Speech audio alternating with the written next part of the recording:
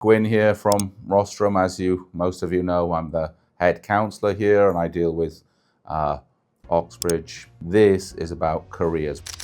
This particular one we're talking about is banking and finance because many of you are interested in chasing the money. And of course it's fascinating, but you're interested in chasing the money. The point is, you need ideally to have already started. The preparation that you need to do will set you up for each of the different steps that you need to take for landing the dream job in banking and finance. I'll go through this step by step and we'll consider what you need to do, why you need to do it. As soon as you arrive at university, there will be the Freshers Week where you get to party. You also get to go and join different clubs and societies. Those of you looking for jobs in banking and finance will go and join the Banking and Finance Society, the Investment Society. There could be a hedge fund society. There are all sorts that are connected into building and supporting your applications to get a career in this particular sector. Now, why is this? In the autumn term, probably in October, you're going to be applying for your Spring Insight Days or your Spring Insight Weeks in banking and finance. And this is fundamental to improving your chances of going through the whole process and actually by the end of the summer of your second year, holding a contract ready for when you graduate with a nice little salary attached to it. It's been a pleasure working here and gaining hands-on experience in banking. Why? Because you're looking to be actively involved and engaged and be building up that whole cohort of friends that are going to help you get elected at the end of your first year onto the committee, ideally president or vice president, but hey-ho, but at least onto the committee for that given society. Why is this so important? Apart from the fact that many of the banks actually have President's Days, that is special events that they put on for the presidents of the top universities that they're targeting, and you'll be building relationships with them, which then makes your own applications that much easier. But this, looking at the clubs and societies, is really only the tiniest part of what you actually need to be doing in this summer before you go to university. You actually need to make the long list of the 20 to 30 banks or finance houses or all the other components that make up the financial ecosystem for employment. You need to be researching them and making a long list of the ones that you're looking to apply for or apply to. That's what this summer is about for spring.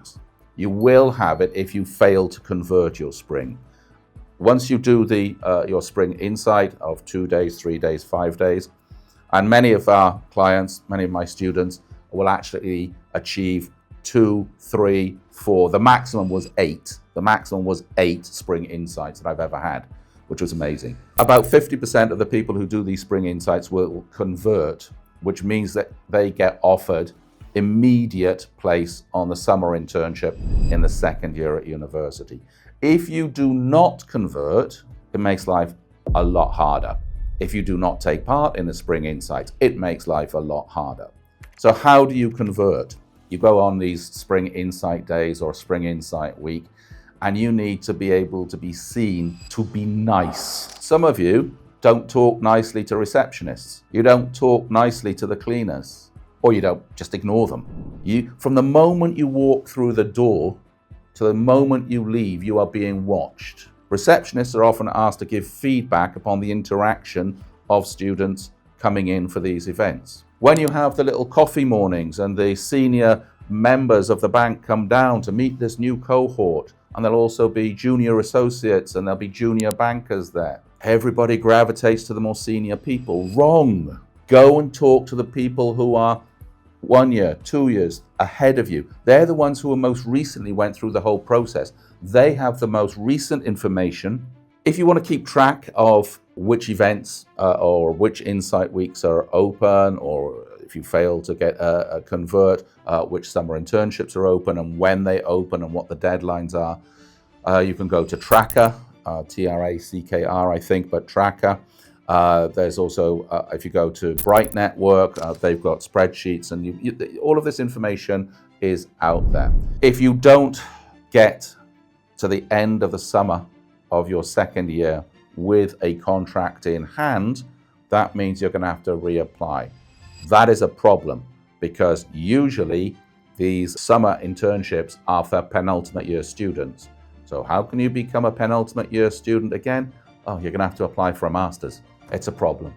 Seriously, seriously, seriously. I've given you some of the information here. There's more than enough for you to get on with. If you do this, you'll be in a far better position than many other people rocking up just ready to party for their first couple of weeks at university. The focus on being successful in getting a job starts now. Thank you.